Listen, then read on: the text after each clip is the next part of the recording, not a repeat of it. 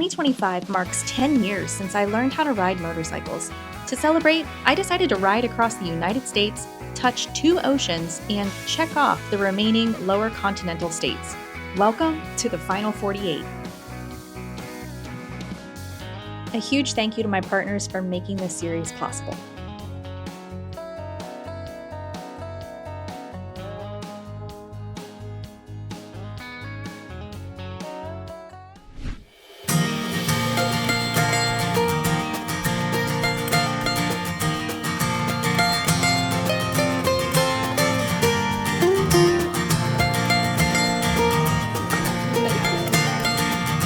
Good morning from Leavenworth, Washington, potentially Leavenworth, I'm not sure. The cutest little Bavarian town here in the mountains. I got a cold brew, but it's gone.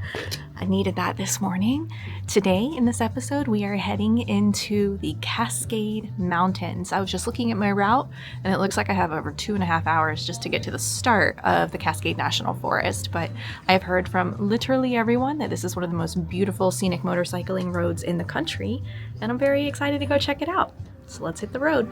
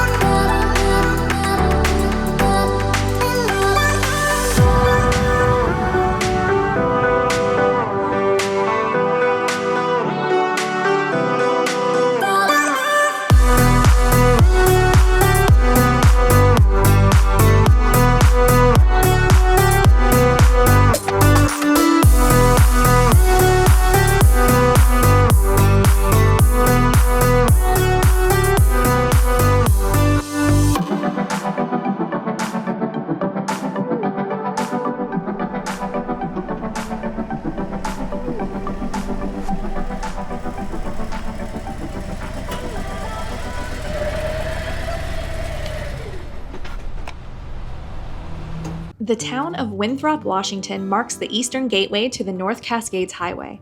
It's a place that still wears its frontier past, wooden boardwalks, western facades, and a main street that feels paused in time.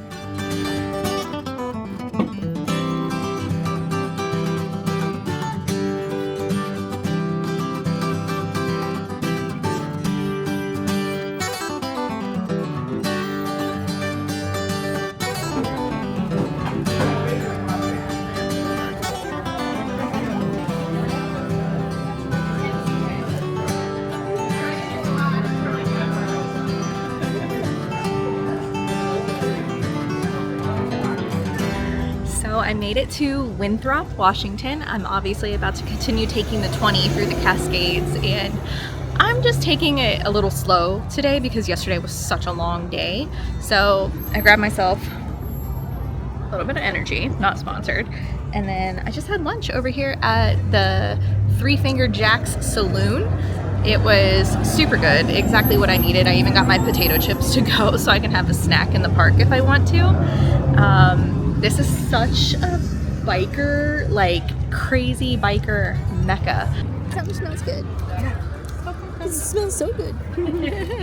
But anyway, I'm right in front of this coffee place, and I kind of wish I would have just grabbed coffee instead of a Celsius, but great spot to sit and people watch and dog watch. But I think it's time to go get back on the motorcycle and head through the North Cascades Highway. I'm very excited.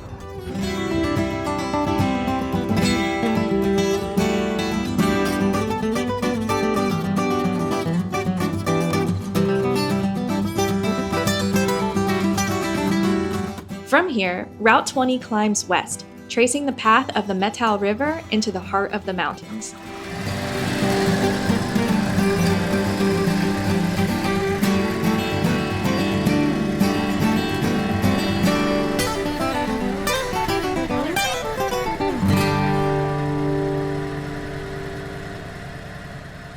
The landscape begins open and dry.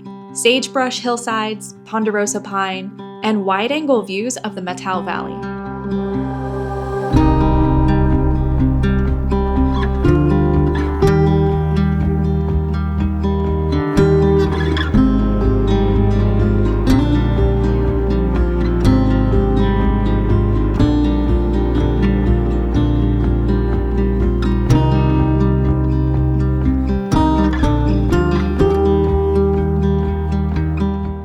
As I gain elevation, the air cools and the forest thickens. This is where the Cascade Range begins to show its teeth.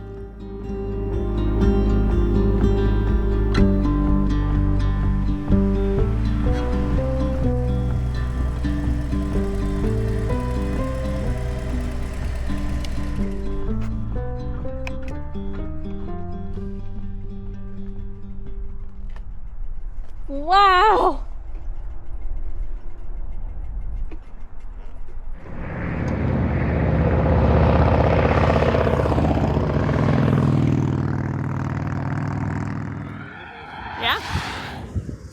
Nash and Clarion. Mario? Clarion. Clario. Yes. Got it. Cool. All right. Yeah. Nice meeting you. See you later, man. Just ran into these guys on the Route 20 Cascade Mountain loop. They are doing a full loop from Vancouver, so they're heading back. But yeah, just chatted with them, having a good time. Nash gave me some snacks, and now I'm gonna take some shots of them riding down the road.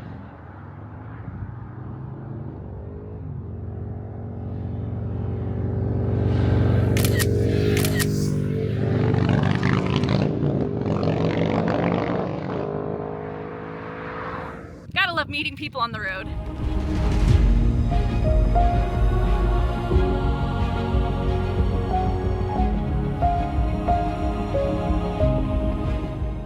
Soon, the road twists upwards towards Washington Pass. The highest point of the highway is at about 5,400 feet. The climb is steady and deliberate.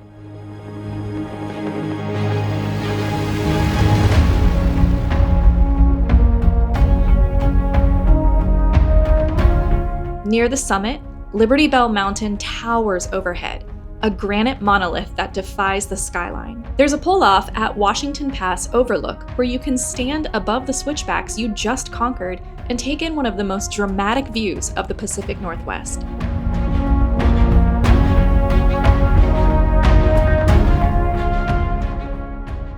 Beyond the pass, the descent begins. I am now entering North Cascades National Park complex, often called the American Alps for its steep peaks, glaciers, and rugged isolation.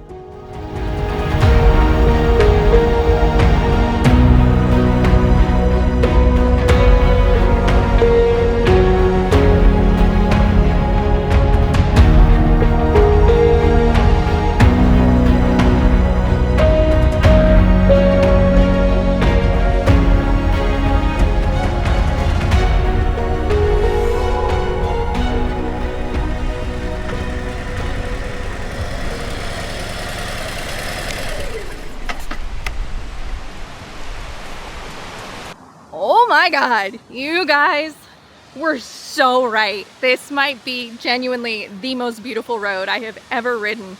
I actually just pulled over to clean the bug guts off my windshield. Look, so obviously we've been putting in a lot of miles. There's bugs everywhere, but my clock works, man. Putting in work. That would be my face if it weren't for this windshield. But so I literally pulled over randomly. Like I found some shade and I was like, okay, I'll stop here and clean off my windshield. There's a waterfall right there.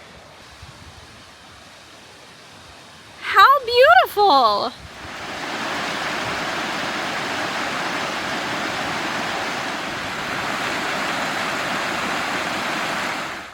So this is actually Blockhead's cleaner. I had to put it in a smaller bottle to travel with me. I'll link it down below, but it smells like summertime. But yeah, spray this off, let it soak for a minute, and then might as well clean this little guy off too. Everybody loves a clean visor. I just took my cell phone to go take a quick picture of the waterfall, and tell me why I freaked out seeing that it's already 2:45 p.m. I'm doing I pull over too much. That's my issue. I don't just ride all the way through. It is I think 135 miles long from Winthrop over to Burlington. And I just stop like every 15 minutes because it gets more and more spectacular. So it's taking me like 6 hours. Now that the windshield's clean, let's go ride.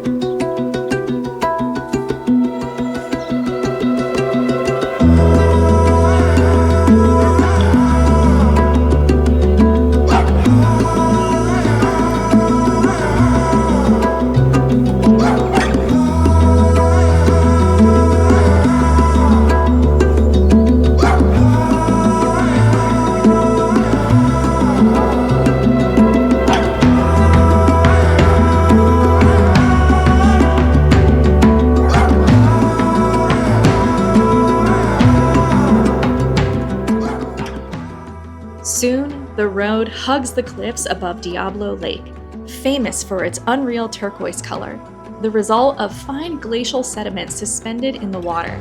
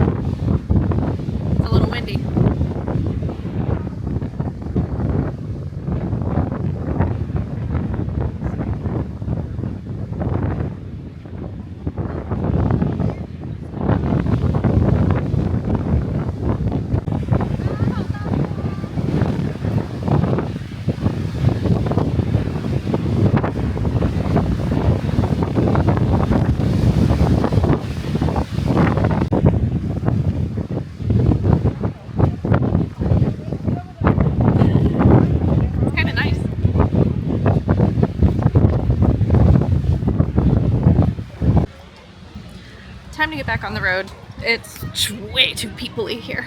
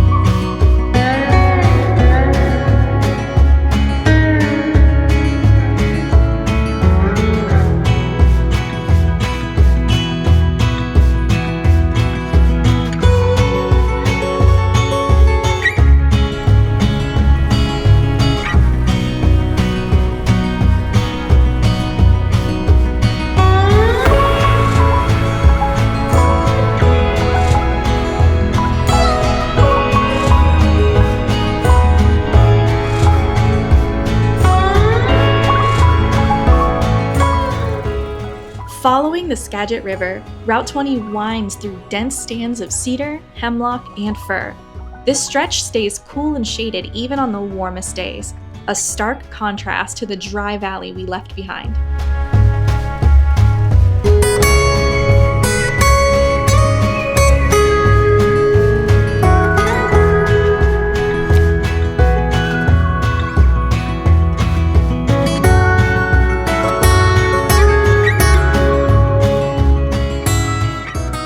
As the mountains gradually release their grip, the terrain softens. I pass through the small communities of Concrete and Cedro Woolley, where the Skagit River flattens into farmland.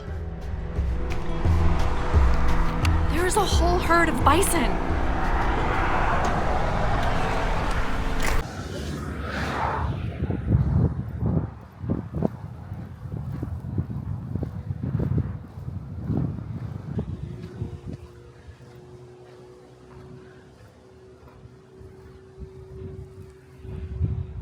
I rode by and I realized there wasn't a fence or anything, so I turned around and look at the babies.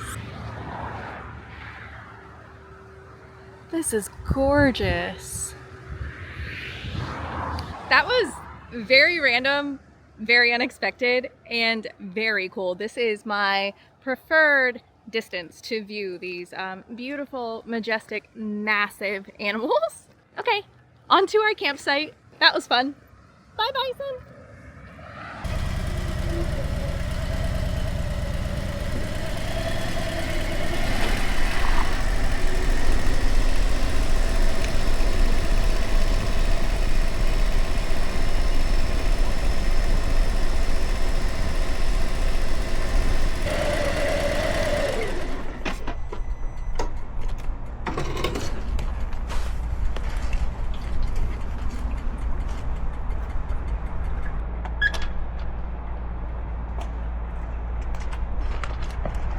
Alrighty, let's go to our cabin.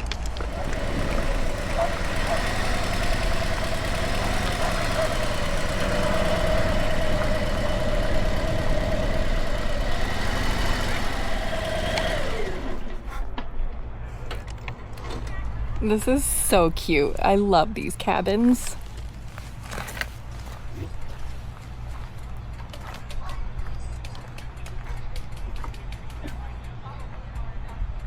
I literally could not wait to look at the photos that I took today, like the photos and the videos of Cascade National Park. I didn't know what to expect. So far for me personally, Washington has just been like crazy vast terrain. And I knew that, the eastern side of the state was definitely more arid and kind of desert-like. And I obviously know in the next episode we are heading into the Olympic National Area, and that's a literal rainforest. So I know the mountain range splits it. I understand why, but it's just experiencing it for the first time has been pretty incredible. And obviously on a motorcycle, you are in the elements. You're not just a visitor or a spectator. So it just feels more intense riding through it. But I'm literally dumping my footage right now. I have my laptop and everything all set up here in my cute little cabin. This is honestly the reason, I love getting, booking these cabins, because I can recharge everything. I can dump my footage, and KOA has Wi-Fi. So I can actually get some work done while I'm on the road. The bad thing that I have been notorious of the past couple days, I actually think I've been losing weight on this trip because I've legitimately been not researching places to get dinner before I get to camp. And so of course these campgrounds are sometimes they're in a really populated area, and ironically those days are when I don't go out to dinner somewhere. I just want to stay in bed or go to bed. And then other days like today where I'm okay, I kind of want to go to dinner somewhere, and I'm kind of in the middle of nowhere, so nothing's really open. So dinner tonight is a gas station ham and Swiss croissant, and I'm glad I got the croissant because I accidentally made the mistake a couple days ago in a cabin of, I thought there was a microwave, and I was remembering the cabin before that there was a microwave. Like, some of these cabins have microwaves, some of them have refrigerators. This one has nothing, no air conditioning. It does have a little heater, but I have to remember that not every single like cabin is the same. So I was like, okay, no cooking tonight. So I have a ham and Swiss croissant and then my potato chips from lunch today that I didn't eat. So glad I brought those with me. That's my dinner. And I'm a-okay with it because what I'm doing tomorrow is, I'm like so stupid excited. I'm so stupid excited. And I feel like after these ride days, I really do enjoy this like kind of sit down talk with you type of content. Because it is like a self-reflecting moment for me as well. So if you get to this part of the video and you think it's boring, I do apologize. I try really hard to speak on my thoughts throughout the day, but that's not always possible because I'm living in the moment and I'm trying to film everything. So I don't get to like sit back and reflect on it while it's happening. You know what I'm saying? But anyway, today was amazing. For every single person who recommended that road, you were right. You were so right. It was incredible. And I met so many amazing motorcyclists. Like I met people who are from out of the country, you know, traveling through. I talked to a few people who are, you know, like wanting to go to Sturgis and all that stuff. So it was just really cool to meet people on the road like that. I've had a lot of fun documenting other motorcycles and people traveling, not just me. So that's been super cool. And obviously, if you don't see that stuff anywhere on my YouTube channel, it's probably over on my Instagram and my Facebook because it's more photo friendly. But tomorrow, well, in the next episode, we're going to the coast. We're touching the coast. We are touching the Pacific Ocean. It feels like, it doesn't feel like I've been on the road as long as I have. I was like, in my mind, I was just out east. I was on the East Coast. I was in Massachusetts, you know, slapping the Atlantic. And I cannot believe that I'm officially here on the Pacific Coast. And I'm obviously not doing this in a linear motion. If you guys have been, you know, following along, some of these videos might be out of order, but, and again, I always tell people like YouTube, I don't post, I can't edit as fast as I can like with Instagram and stuff. So what you're seeing on YouTube is obviously out of date. By the time you're watching this, this is probably a month or two after I'm actually here experiencing it. So for me personally, right now in this moment, I have been on the road 19 days. And 5 of those days were dedicated to doing Harley-Davidson stuff. So like the Harley-Davidson homecoming, Harley-Davidson meet and greets that I've had to attend. And so those were kind of days where I didn't focus on the final 48. It was mostly just like being her 2 wheels in the Harley-Davidson world. So I don't really count those days. So that's like 7 full days of not doing like final 48 stuff. But now that I'm on my own time, like back on Final 48, we only have 2 more states to check off, and that is Oregon and Utah. So obviously, if you haven't done so, please consider subscribing to the channel. These videos have just been really easy for me. I've been enjoying making them. It's been fun to like experience this through my little lens and share it with you guys. So I know they're probably not as grand and like educational or entertaining as some of my other videos, but honestly, this trip is mostly miles. I'm not really, my grand and entertaining thing is the views. Honestly, I don't have a lot of time to get to museums or stop at historical areas. And, you know, it's like that part kind of stinks. Like I'm not enjoying not seeing all of that. But then, like, once you start throwing in, you know, museums and stuff like that, it snowballs and you just feel like you're missing out on everything. So, but anyway, I'm so sorry. This was a long ramble and I am rambling. I'm going to go ahead and end the video here. Thank you so much for watching. And until my next one, as always, you be good, ride motorcycles, and I'll catch you later.